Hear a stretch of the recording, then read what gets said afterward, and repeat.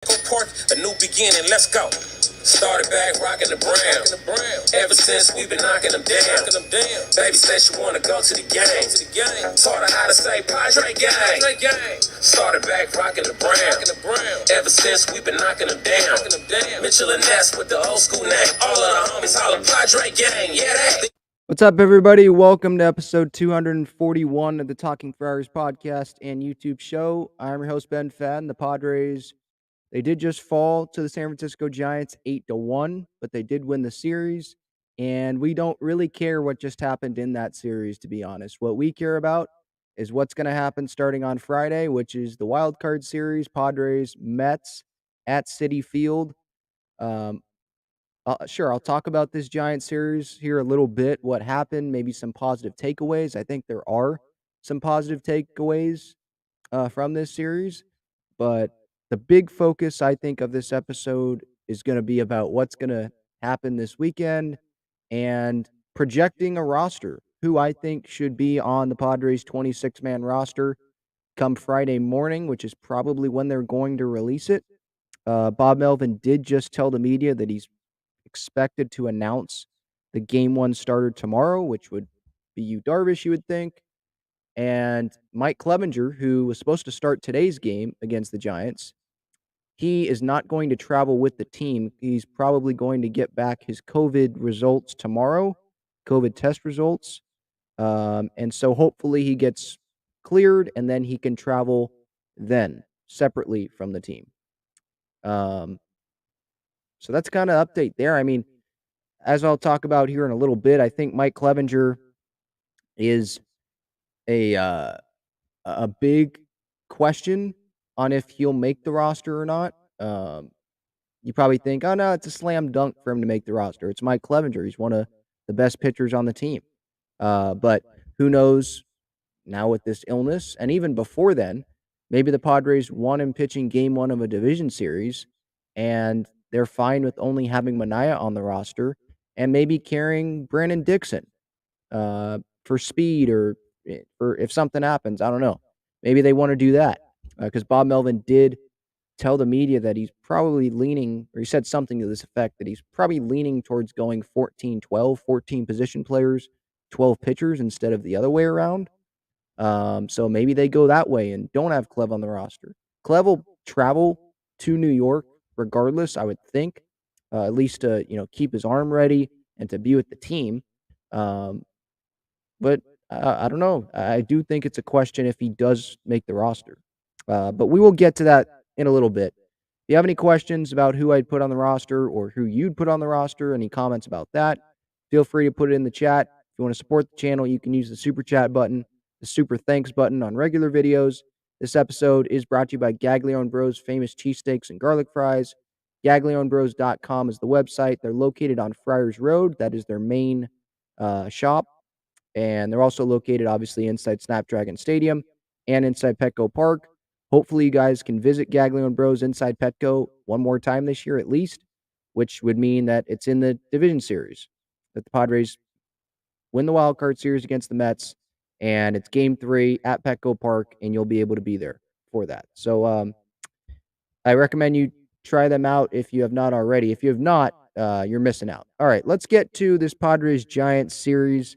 Again, mostly what I'm going to focus on here is the positive takeaways that I can take from it. I don't think there were any negative takeaways from it. It was really positives, to be honest. We could start Monday, make our way to today's game, just because it was just a series that didn't really matter. So there's no need to go from today, most recent, to Monday. Monday, Padres won 7-4. Musgrove, I thought he pitched well. 6 innings, very encouraged by what I saw out of him. 6 innings, no runs, 2 hits, 7 strikeouts. He finished the season with a 2.93 ERA in 30 starts. All-star, signed the extension. If I want a win-or-go-home game in the wild card series, Joe Musgrove's the guy that I'm going to.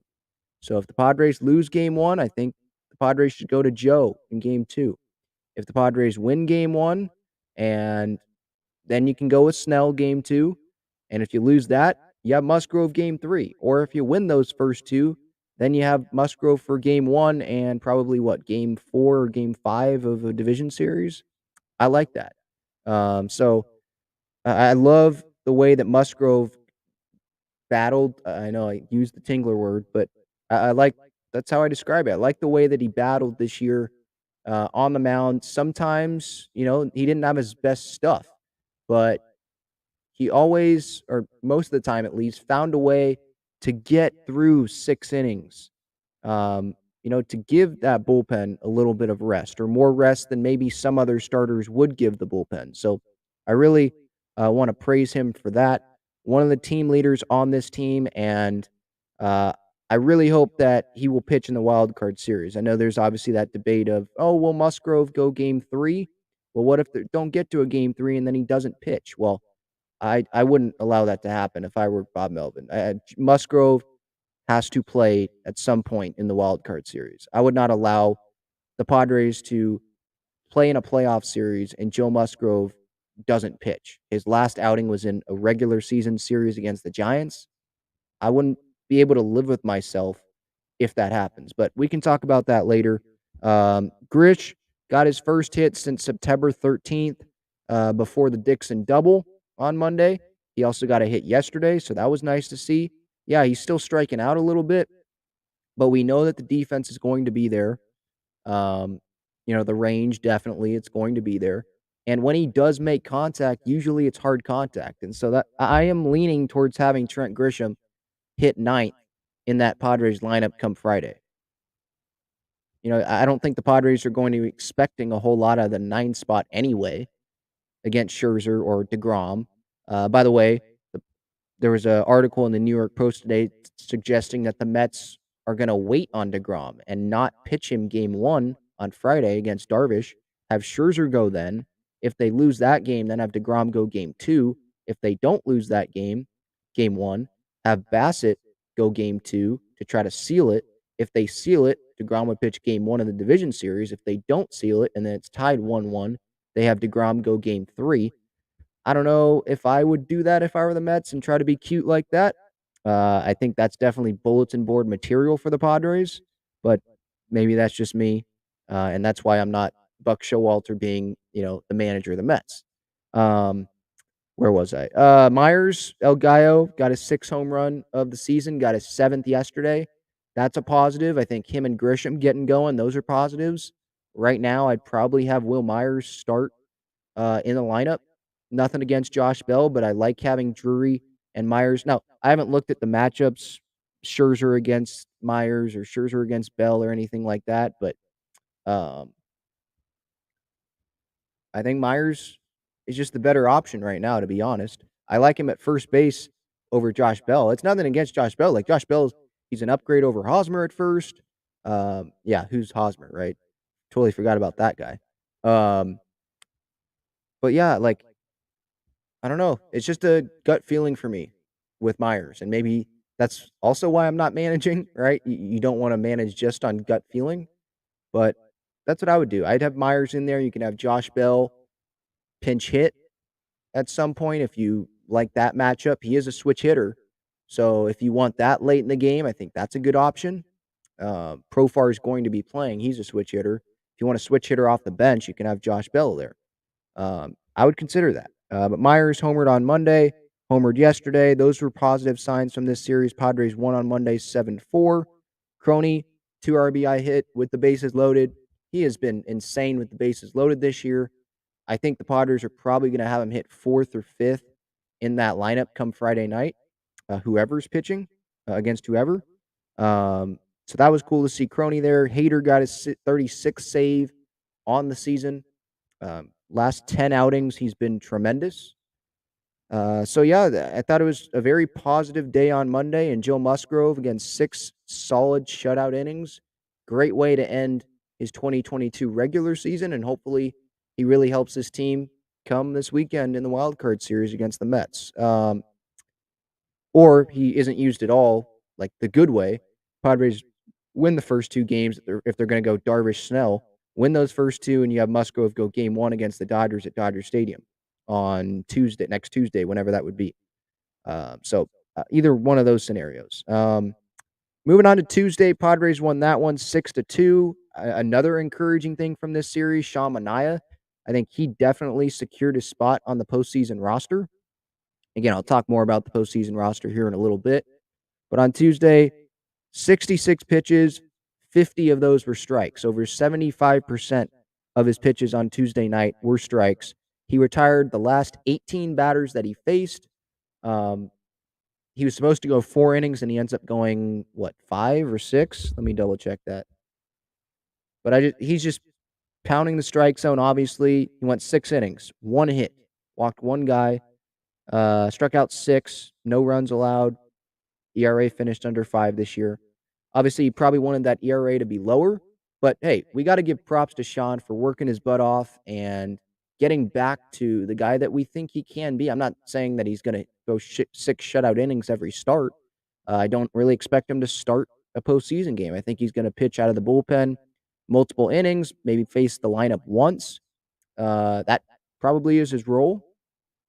But what I am saying is I think that Manaea can pitch like this come postseason time against the lineup one time around or whatever their plan with Manaea is. When he's pitching efficient like this, pounding the zone, at one point he gave up 14 runs in a 2-game span, end of August and into his first outing in September. 14 combined runs. I think 6 runs one outing, 8 runs another outing. And now his last 2 outings of the season, regular season, he's given up a combined 2 runs. Or excuse me, combined 1 run in his last 2 outings. So talk about turning it around and trending upwards at the right time. Like Blake Snell, and Joe Musgrove had that kind of iffy, that rough patch after the All-Star break, and he's turned it around and he's pitching better. So the guys, they're playing well at the right time. They're trending upwards at the right time. So shout out to Sean Manaea, bouncing back. Props to him for working his butt off. Ruben Niebla, whoever worked with him, Ben Fritz, bullpen coach, probably worked with him as well. Just applause for Manaea for bouncing back, really. And then Myers last night, 2 for 5. He homered. I believe it was his last at bat, back-to-back days with the home run. He did not get a hit today, and I'll talk about what just happened today. Possibly his last game at Petco Park as a Padre. But it was great to see Myers put some really good swings on the ball this series against the Giants. He played first base really well today defensively. I believe he played left a little bit in this series. I don't know. I think it was the first game or might have been last night. But he was hitting second in the order last night because Soto, I don't believe, was playing. There were guys that were off. But just positive. Him and Grish, those were the 2 I thought real offensive positives in this series in the lineup. Like Grisham putting some good swings on the ball. Yeah, he was striking out a little bit still, but maybe a little more than a little bit. But when he was making contact, line drives, he finally got another hit. First time since the middle of September. He actually got multiple hits in this series. And the glove was still there. Obviously, yesterday, he made that really bad throw into home plate, totally airmailed Alfaro. But he was just showing off his arm. That's what I put on Twitter. Just showing off his arm, telling the Mets, hey, don't run on me. Just showing off my arm. I got a good arm. But no, his defense was there. Made a good catch at the warning track last night. Last night, I think it was.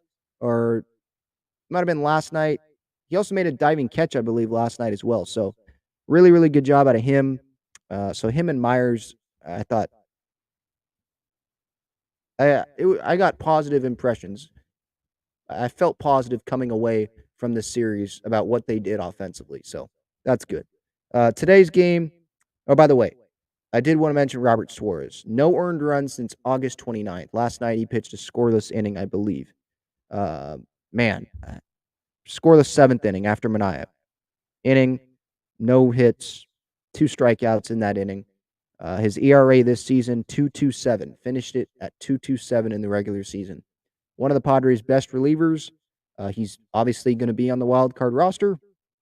And behind Hader, Martinez, maybe Garcia, but I don't know. Probably Hader, Martinez, and then him. For me, at least, on guys I trust right now. out of that bullpen. I trust a lot of them, but like based on how guys have been pitching, just confidence level, Suarez is way up there for me in the bullpen. So shout out to him. Today, Padres lost 8-1, finished off the regular season 89-73.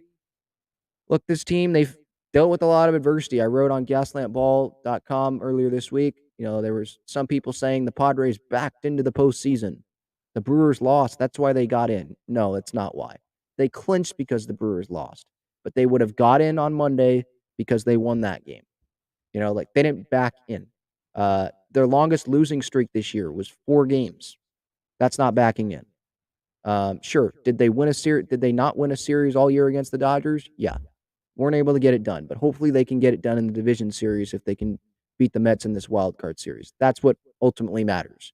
Um, you know, they dealt with the adversity, Bomel being out, Ryan Christensen being out at some point. Ryan Flaherty was managing at one point, having to deal with Eric Hosmer as the first baseman. That's some adversity, I think. I mean, you had to deal with not winning at Coors Field and Fernando Tatis Jr., obviously, that's the big adversity, the biggest adversity that they had to pull through, right? You're expecting the superstar shortstop to get back during the season, big boost to the lineup, best shortstop in baseball when he's healthy, and he's on a rehab assignment, and then he's nowhere to be found. He's at the San Diego airport, and boom, he's tested positive, and now Ha-Seong Kim's your starting shortstop. It's not a terrible thing that Ha-Seong Kim's a starting shortstop. I thought he filled in really well for Tatis this regular season. Hopefully, big things to come, great defense and all that come the postseason. Maybe he comes up with a clutch hit or two. But you'd obviously rather have Fernando Tatis Jr. as your starting shortstop or at least in the lineup over Ha-Seong Kim, right? So that was a big blow. Dennis Lin, by the way, just tweeted, as expected, Darvish will start Friday's Game 1 against the Mets. Starters for Game 2 and Game 3 are to be determined. I like the sound of that, to be honest. I want the starters to be determined Games 2 and 3. I know that Musgrove and Snell, they probably want their routines and they want to know when they're going to pitch so they can be prepared, because starters during the regular season, they know when their next start is going to be. So they do specific things on specific days leading up to that start. Maybe some guys get some conditioning in, they throw a little bit, or they don't throw at all the day before a start, or maybe it's just a little light toss. Guys are different. And so not knowing when you're going to start next, that's probably going to mess up with their routine a little bit. But I want it to be determined personally. I like Darvish, obviously, Game 1. That's not debatable. He was going to pitch Game 1.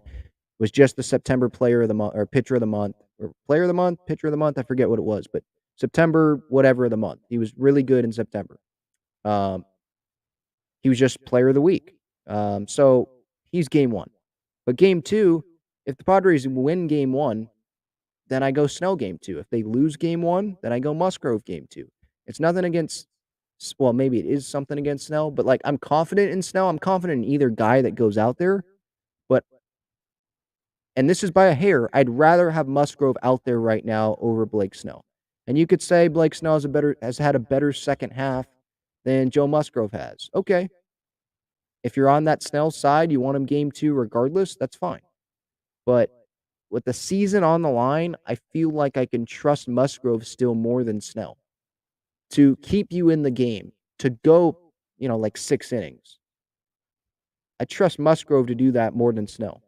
And for me, just my gut tells me if Joe Musgrove doesn't touch the mound and the Padres get eliminated in 2 games, one of the team leaders, who are the 2 biggest leaders on the team? Manny and Musgrove, right?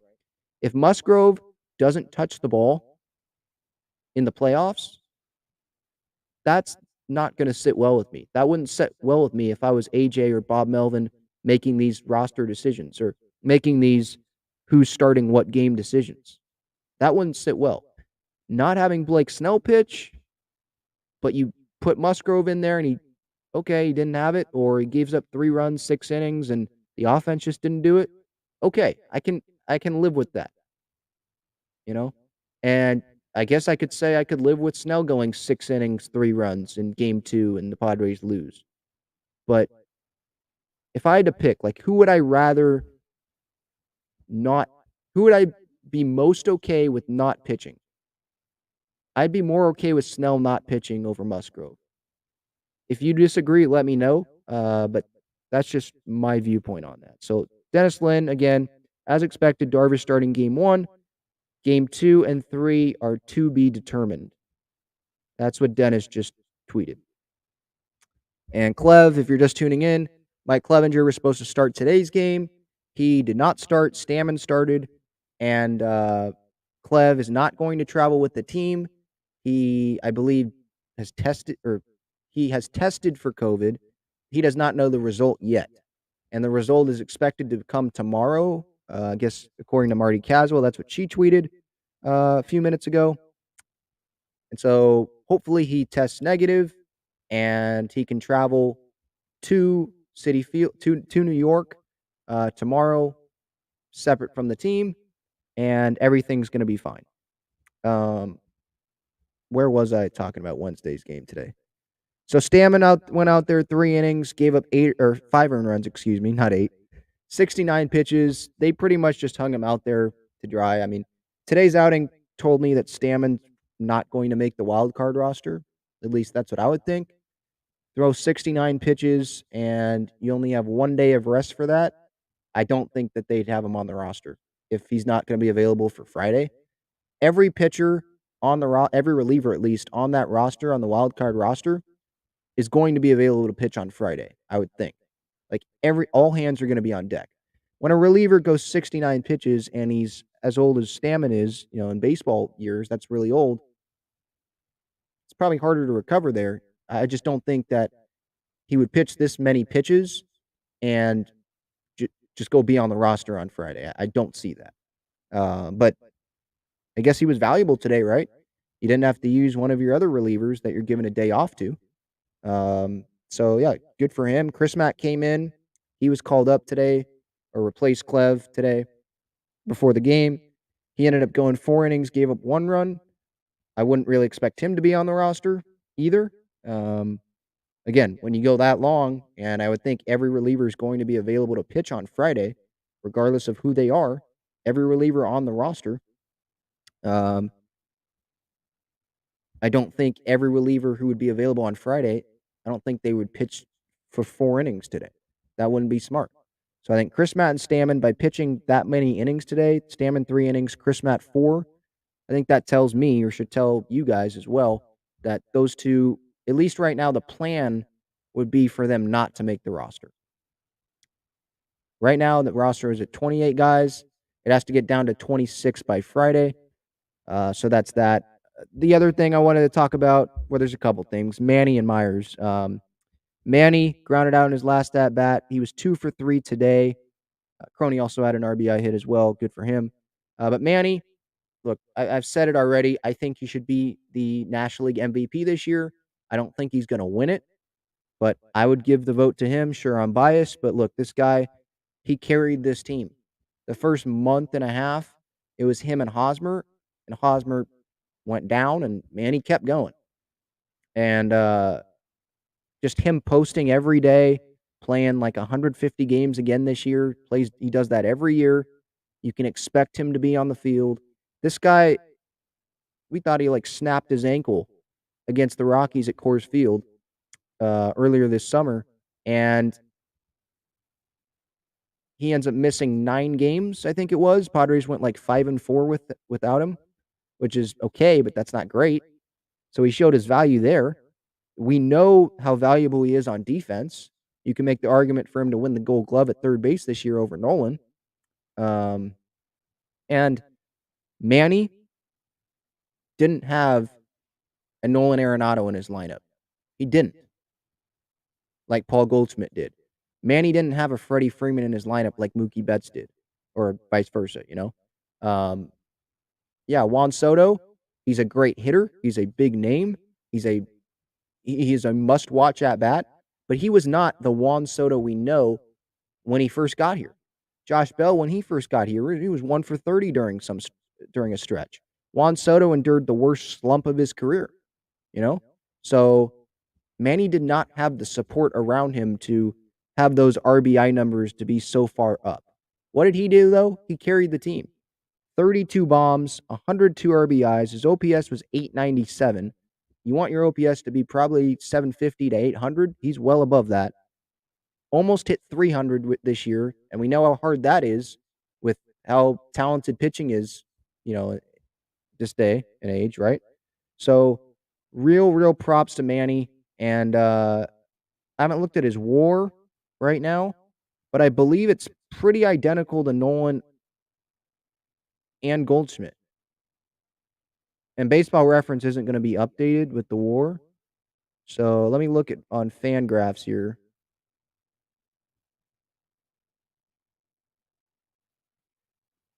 Give me a moment here.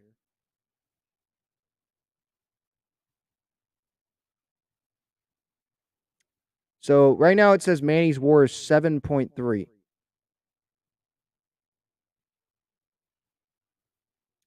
which would qualify as his best Fangraphs WAR since 2016. Or no, 2018. 2018, I believe, when he got his 7 WAR. He had a really good season there. That was before he signed with the Padres in free agency. So he was really, really good this year. If he has a 7.3 WAR, let me look up Goldschmidt's WAR.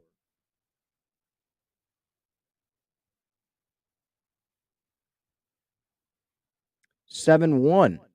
Manny has a higher WAR right now. I don't think this is considering today's games, but Manny went 2 for 3 today. But Manny, according to Fangraphs right now, has a higher WAR than Paul Goldschmidt. And Paul Goldschmidt, most people that I've seen, he's the MVP favorite, according to people that I've read and, the MLB Network stuff and all that. So, look, Manny, he didn't have as much talent around him, and the Padres would not be in a playoff spot if Manny Machado was not on the team this year. It's that simple. He's my MVP, and I think he's probably your guys' MVP too. Don't know if he's going to be the writer's MVP, though, which it's kind of a shame, but that's just the way it is. So shout out to Manny there. The fans gave him a nice ovation as he came off the field. Well deserved. Tipped his helmet to the crowd. And then Will Myers. That's the other guy I wanted to get to here. I got a little emotional watching him again walk off the field. As I got emotional when I was at Petco, him and Manny saluting the crowd as they went into the dugout before they went to go celebrate clinching a postseason spot on Sunday. I got a little emotional today watching on TV here at my house, seeing Will walk off the field and salute the crowd. And then the Padres played a tribute video for him. I love that the Padres had one last Polaroid picture with Will. By the way, props to Bob Melvin, for taking Will, and he was at first base. Then they put him at third and then took him off the field. So he had a longer walk, longer time for the fans to appreciate him. So good job out of Bob there. And I really hope, I put it on Twitter, I put out the video on Twitter and Instagram. I really hope it's not the last time that Will walks off that field as a San Diego Padre. And I mean it kind of in two ways. One, we obviously want this season to continue, right? I want this guy to be in a Padre uniform at Petco Park again this season in the National League Division Series against the Dodgers. So I mean it that way. And then I also mean it the way of, I don't want this to be his last year with the Padres either. Like, I want him back next year. I think this guy can help this team if he's willing to accept the same role that he's in right now at, I don't know, $5 million, $6 million, maybe even $7 million a year. Maybe give him an extra player option year. I think you give it to him. I mean, this guy can play first base. He's playing it really well this year, or has been. I would seriously consider putting him at first base in the Wild Card series, by the way, as I mentioned earlier. He can play the outfield, obviously. He's got the power. It was unfortunate that he missed some time this year with that knee injury. But he's one of those guys where, yeah, did he maybe underperform his contract? Probably. But I can't imagine him being in another uniform to finish off his career. Like, that would be hard to see that, Like if he went to the Rockies or something, that would be hard to see. And so I really appreciate what Will has done to this organization, what he's meant to this organization. And there was a tweet that came out. I think Jim Russell put it out today. What was your favorite Will Myers moment? And I said it hasn't happened yet. I hope that he delivers a big moment come postseason time. 2020 Wild Card Series, maybe that's his best moment. The 2 home run game in Game 2, along with Tatis.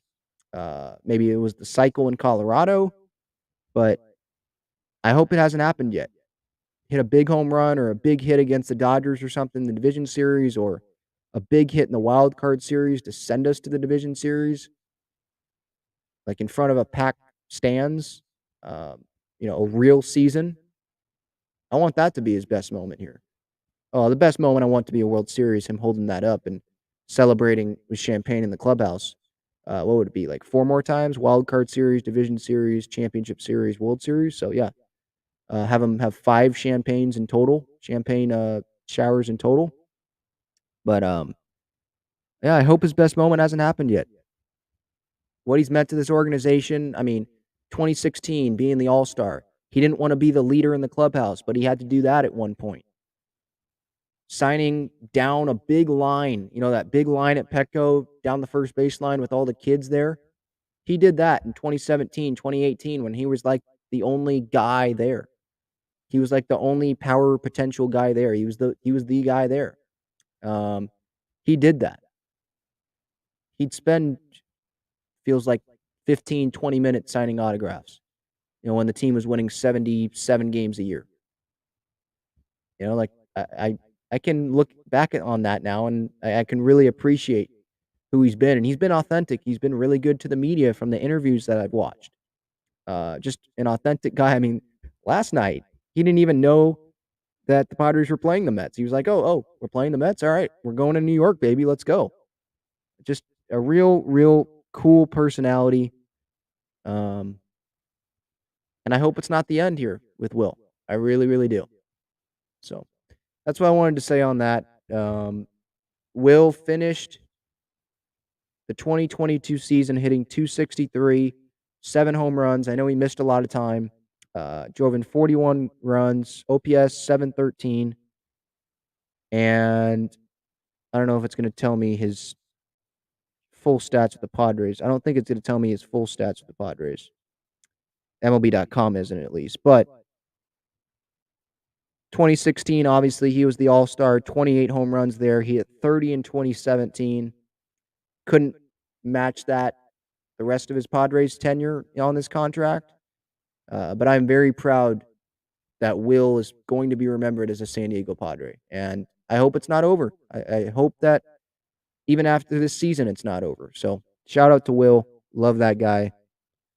We'll always love that guy. All right, so we talked about this series Monday, Tuesday, Wednesday here. Padres won that series.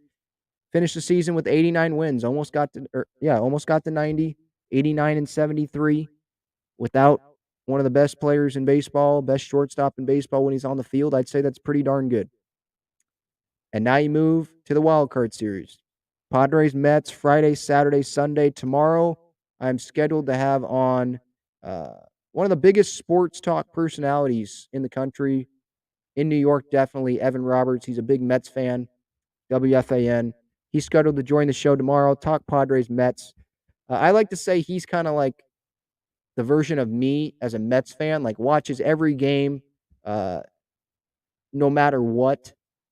Sometimes he'll DVR the games, has season tickets, all of that stuff. So I'm going to love talking to him tomorrow. Hopefully that does end up happening. And I'll have it here on the podcast platforms, here on YouTube. So you can stay tuned for that. But yeah, I wanted to talk about the roster construction. I don't think that my roster construction is going to be the actual roster that comes out, because the Padres are probably smarter than I am. They are, and they're probably thinking a little bit different than I am. But if I was Bob Melvin, if I was AJ Preller, this is how I would want the 26-man wild card roster to be. So obviously, it's not 28 guys, it's 26. And feel free to give your thoughts in the comments as I go here. Um, there's some tough decisions here, and there's also some not tough decisions, to be honest. I'll start with starting pitching. So obviously, the three starting pitchers: Snell, Darvish, and Musgrove, right? Games 1, 2, and 3 starters in some combination. That's obvious. Catchers, I'd go Nola, Alfaro, and Camposano. I think all three can catch at any time. I think Nola is probably going to catch all of the games, or at least most innings of those games. Um, so there's your first five or your first six. Infield, got Manny obviously at third, Kim at short, Crony at second, Drury, Bell, and Myers. I include Myers as an infielder. I think the most time he'd play in the postseason would be at first or DH. So I just put him in the infield category. So 6 infielders there: Manny, Kim, Crony, Drury, Bell, Myers. I would consider having Myers play first base, to be honest. In the outfield, you could probably expect Zokar to make it, obviously, Grisham, Profar, and Soto. I know it's only 4 outfielders, 6 infielders if you include Myers. Um, I've heard some talk about the Padres including Brandon Dixon on there. He's an infielder. He is kind of fast, I think. Pretty good defense. I know he made that one mistake in this Giant series on the base paths. I personally would not have Brandon Dixon on the roster. The 2 guys I would leave off the roster are Stammen and Dixon. You can include Chris Matt in there, I guess, as well, because he was on the roster today. So no Dixon, no Stammen, no Chris Matt. Relievers, I'd go Hader, Nick Martinez, Luis Garcia, Pierce Johnson, Tim Hill, um, Robert Suarez, Adrian Morejon, Shamanaya, and then Mike Clevenger. I don't think I'm forgetting anyone. I think I have the right amount. 9 relievers, 13. Or maybe I need one more then. It should be 10 relievers, right? If it's 10, I don't even know if they need that many pitchers then. Because I had three catchers, 5 infielders, 6 infielders, 4 outfielders, so 10, 3, 13, 16. So I need 10. And I think I have 9 here. Hader, Martinez, Garcia, Johnson, Hill, Suarez, Morejon, Manaya, and Clev. Yeah, so I need one more. So I'd probably put Dixon on the roster then, to be honest. I don't think that you need that many relievers when it's a 3-game series. I think that when you need extra innings, right? I think that having Manaya and Clevenger on the roster, that helps you with that possibility of having extra innings. You can just plan not to pitch Clevenger. And if there's an extra inning games where you have to pitch him, you can pitch him then. Or if you want Manaya to go there, you can pitch him then. If you just want to go regular bullpen after Darvish and Snell or Darvish and Musgrove or all 3 of them in that series. So yeah. So sorry, I miscounted there for some reason. I think I put Johnson twice on my notes. That's why. My bad. So yeah, so I'd say Stammen and Chris Matt, I wouldn't put him on there, and I would go how the Padres are going. Actually, yeah, 14. It would be 14 position players and 12 relievers. So yeah, I put Dixon on the roster. Yeah, Jeffrey says if you want speed, would Liberato fit? Yeah, but I do like Dixon more at the plate, and he's pretty good at the field as well. They both play the infield. He's on the roster. Like Liberato, they sent him down because they clearly didn't believe in him, or else they would have kept him and didn't. They would have not brought Dixon up, right? So yeah, so I initially was probably going to leave off Clev, to be honest, and put probably Stamina or Chris Matt on there. But I think it's best to put Clev on the roster. Now, look, if he has COVID, then he's not going to be on the roster, right? But I'm assuming that he's going to test negative and he'll fly with the team tomorrow.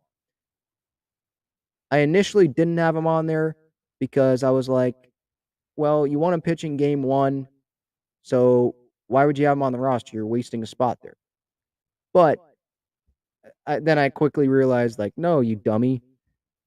You have to win the wild card series obviously first, and it's kind of like with the Musgrove thing. Like how I said earlier, I'd rather not pitch Snell than not pitch Musgrove, right? I think I can live with not pitching Snell over not pitching Musgrove. Um, I don't know if I'd be able to live with not having Clev on the roster and being in the middle of a wild card game and saying, "Dang, Clev would be nice here," or it'd be like an extra inning game. It's like having Clev be out of the bullpen for a few innings, 4 innings or whatever. That would be nice here.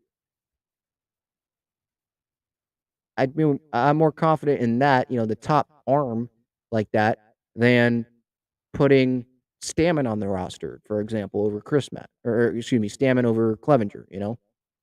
So for me, it's more about I wouldn't be able to live with myself if Clev's not on the roster and you'd need him, right?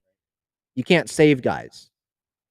Like, I don't really like what the Mets are doing. I mean, I do like it, to be honest, because maybe the Padres win one off Scherzer, and then they don't have to win game 2 against DeGrom, and if they do, wow, great.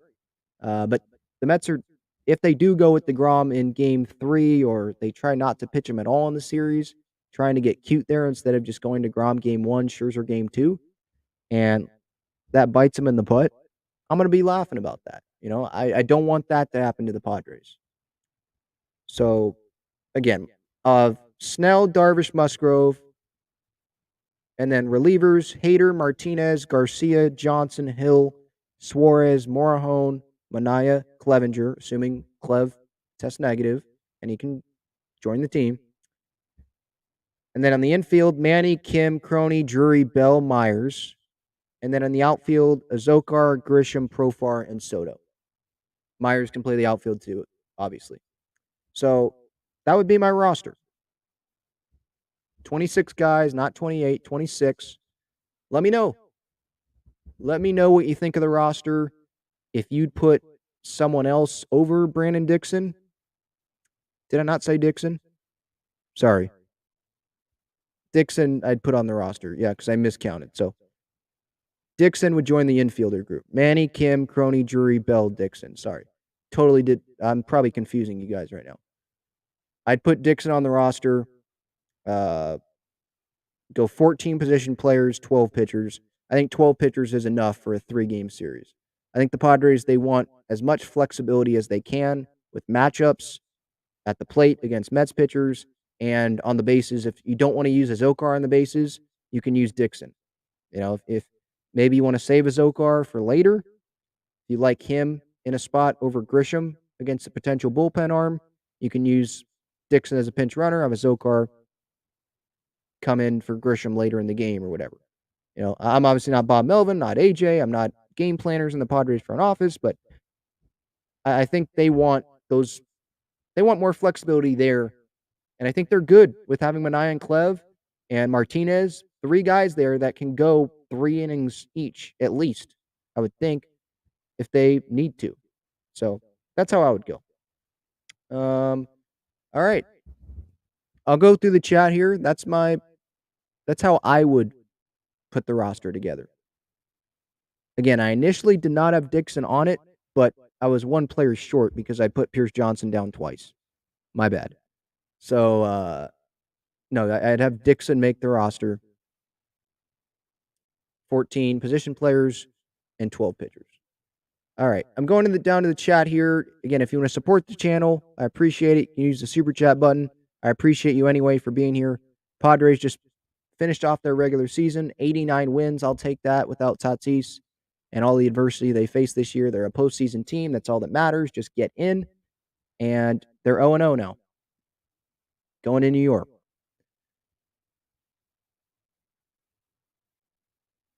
Gabe says, Ben, would you rather have Clever Manaya on the wild card roster if you could choose? Or if I had to choose, I think is what Gabe's asking here. I'd probably go with Manaya.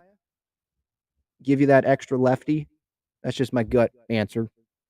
That's not a knock on Clev. That's just... I'm probably going into the wild card series hoping I don't use Clev.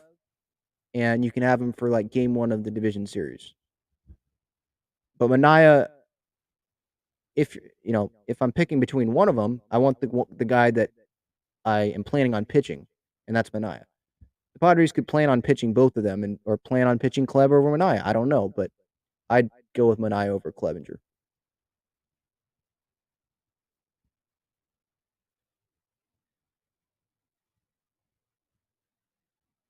Yeah, Jeffrey. Yep, you're right here. Marte may not make the Mets postseason roster. Starling Marte. Yeah, he is dealing with an injury. Buck Showalter, I believe, said today that he'll never say never. He has a finger injury right now. He's unlikely for the wild card series. June Lee, ESPN.com here says the odds of Marte making the roster for the wild card series are getting slimmer and slimmer. Showalter admitted that Marte's availability seems like a long shot when the postseason kicks off Friday, but also added never say never. And it seems like right now, according to Showalter, that Marte can't swing a bat, can't throw a ball. So it's going to be hard. Yes, that would be hard. You would be putting him on the roster as like a pinch runner, and Starling Marte is supposed to be one of their best players. And that's a big loss for them. I mean, he almost hit 300 this year, 16 home runs, 18 stolen bases in 118 games. When he was healthy, he was the number 2 hitter on that team.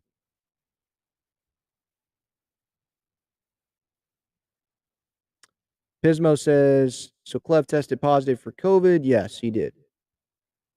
I know this comment's from like 40 minutes ago, but I'm just going from the oldest to the newest. Want to make sure I hit everyone. Well, yeah, Pismo, you say you don't get Clev not traveling with the team. Well, I think that's just the COVID policies or whatever. Like, if you don't know if you've tested positive yet, they don't want to infect other guys and then mess with their availability for Friday. So it's just safer. Like, if he tests negative, he can just go into New York. If he tests positive, well, then he's probably not going to be on the roster.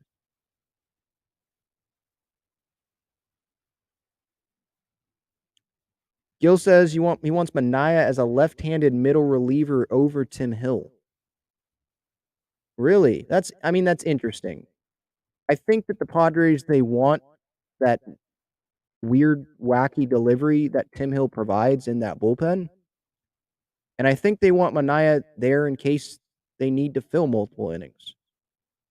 And Tim Hill, he's been very valuable for this team. I know he gave up, you're probably like, oh man, he gave up 4 runs in his last outing, got 1 out against the Giants this series. I wouldn't worry about that. Like in September, if you don't include, or September and then October 2nd, you don't include that last outing, 9 1/3 innings, gave up 3 earned runs. He had a span at one time this year from August 26th to September 22nd. He didn't allow a run, or he allowed 2 earned runs. Yeah, he allowed 2 earned runs in that span. He went a lot longer.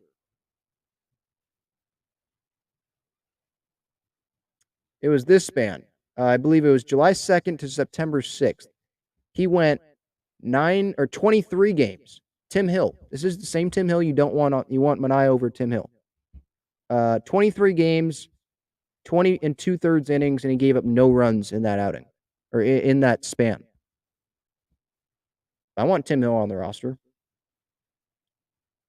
So maybe you're saying that Hill should still be, maybe you want Hill still to be on the roster, but I just took that comment as you wanted Manaea over Hill on the roster. I think you can have both on the roster. If you want Manaea used over Hill and both on the roster, I guess okay, but I still want to use Tim Hill for matchups. Are you kidding? I think Jeff McNeil's a lefty. You can use him against him. I like that. Robert Suarez, definitely on the roster.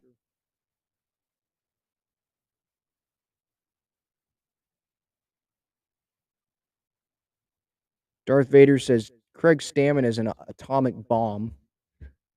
I mean, the guy gave his best today. I know he threw batting practice to that one Giants hitter who hit a bomb off him, but Um, I wouldn't expect him to be on the roster. Look, he went 69. He went almost 70 pitches today. He wouldn't be available for Friday. You want every reliever that makes the roster to be available for Friday because game one is the most important game of that series, unless it obviously goes to a game three. Game one is that. Both teams are going to go all out to try to win game one because then that doesn't mean they have to win game two. If you lose game one, obviously you have to win game two. You have to win game two and game three. If you win game one, you don't have to win game two. You don't have to win until game three. That takes a lot of pressure off, I think, until game three. You'd rather have the pressure off for game two. I mean, they'll probably still feel pressure, but you'd rather have it off or at least less than the other team for game two. So you want everyone available for that Friday game.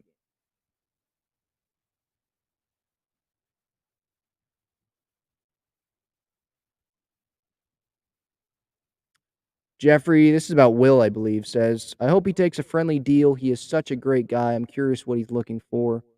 Yeah. I mean, he said it to the media. He's looking at what's best for him and his wife. I think that's what he said. It feels like they love San Diego. His wife just started, or not just, but I think she's taking cooking classes and stuff in San Diego. Um, I think they love it here. I mean, they've been here for 8 years. So I think this would be great for them. If the Padres give him 5, 6, 7 million, maybe that's too much, but maybe if they give him that, I don't see why he wouldn't take that. Like, do you want to contend for a playoff spot or do you want to go play for the Rockies? I know for the Rockies, right, there's a lot of discussion about that among like Padre fans because we think that he's going to go and hit 40 home runs with the Rockies. But at this point in my career, I mean, he has over $80 million in the bank from that contract that he signed with us. I think he wants to win. And I think it would be more to him to win here than somewhere else, even if he went and joined another contender next year, other than the Padres. Quan says it will be awesome if Will is this year's Eddie Rosario. I get your point there. Eddie Rosario is not the biggest name. He's not, Juan Soto, but he had a huge impact for the Braves, right? And a big part of why they won that World Series last year. But he wouldn't exactly be Eddie Rosario because Eddie Rosario was traded for, I believe. He was acquired before the trade deadline last year. Will's been here for 8 years. He's been here since 2015. So I get your point, though. Smaller name outfielder, not someone you'd expect to be the hero. And that would be amazing. Again, like I mentioned earlier, what's your favorite Will Myers memory? It hasn't happened yet. At least that's what I'm hoping for.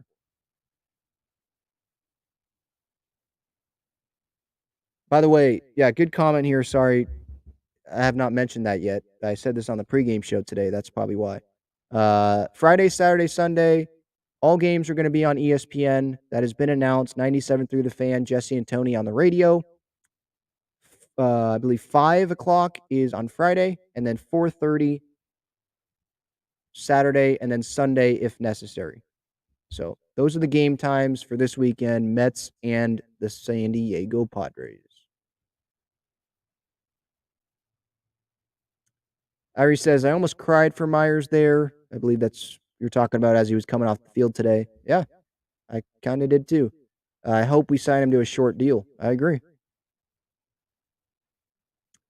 This is a good point here. Alvin Kamara highlights says, is runner at second in extra innings for the postseason? No, it's not. So that's another thing with this pitching staff. I think that's why you want Clev and Manaea. You have Martinez, Morejon as well. That's why you want Clev and Manaea on the roster because there is no runner on second. So these games could go 16 innings. And so having someone that can pitch a start, that would be nice. Having multiple people that can do that, that would be nice in case something does happen like that. No runner on second base in extra innings. So that's why you could make the argument as well, go 14 pitchers, 12 position players. But I think the Padres, I think they have enough pitching. if they go with 12 pitchers.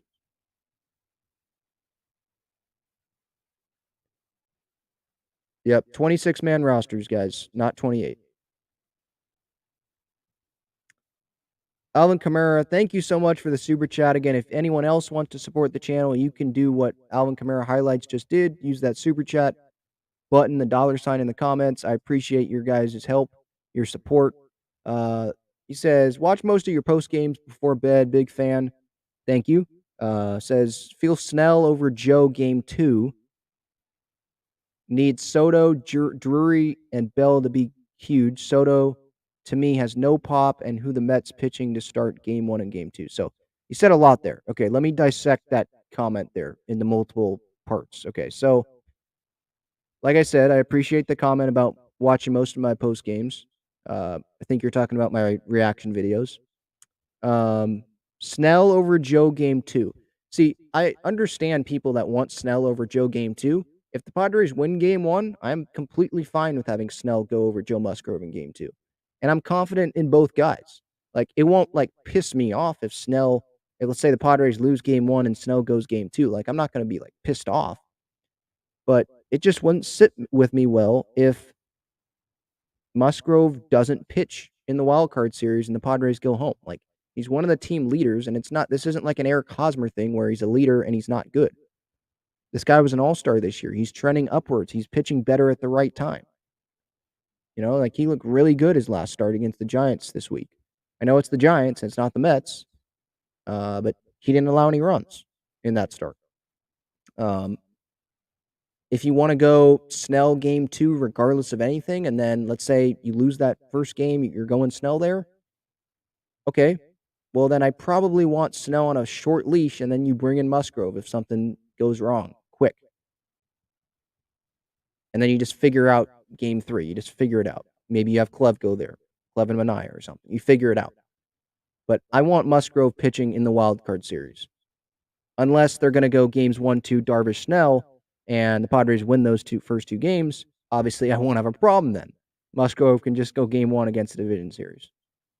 So again, I'm confident in Snell and Musgrove, but I'd rather have Musgrove pitch a win-or-go-home game.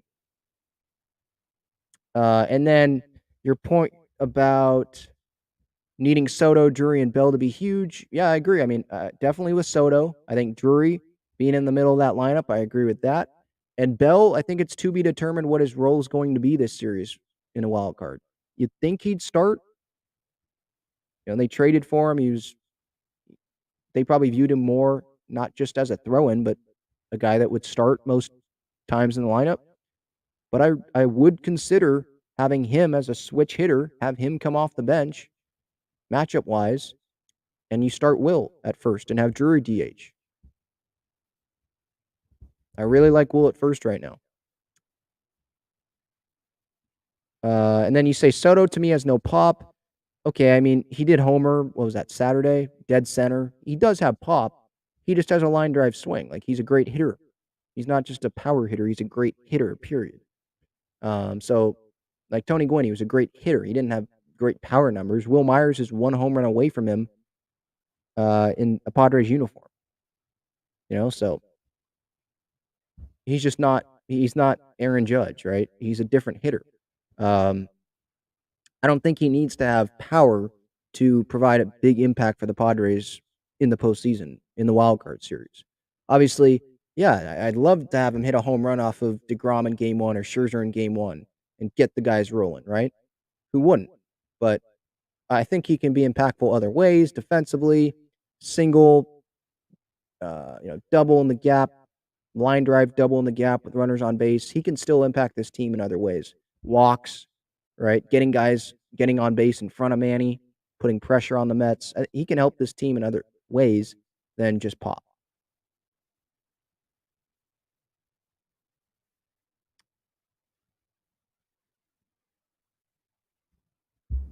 Greg asked, will the Mets go Scherzer game 1? That's what it seems like. I mean, Buck Showalter has not made a decision on that, but I think it was Joel Sherman in the New York Post today said that the Mets are considering Scherzer game 1 and trying not to pitch DeGrom at all, possibly.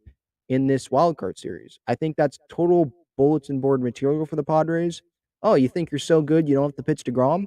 All right, well, we're going to go show you here in game 1 off of Scherzer, so you have to pitch DeGrom game 2. But the Mets, that's what it seems like they're considering, having DeGrom not pitch game 1, hope that they win game 1, have Bassett pitch game 2 instead of game 3, and if they win the first 2, then you don't pitch DeGrom at all in the series. They're considering that. I don't really think that they should. I don't think being cute is the time. I don't think it's time to be cute right now in the postseason if you're the Mets, but go ahead and do it, I guess. Darvish beat Scherzer earlier this year at Citi Field, so if that's the same matchup, I'm going to be confident. I'm confident either way.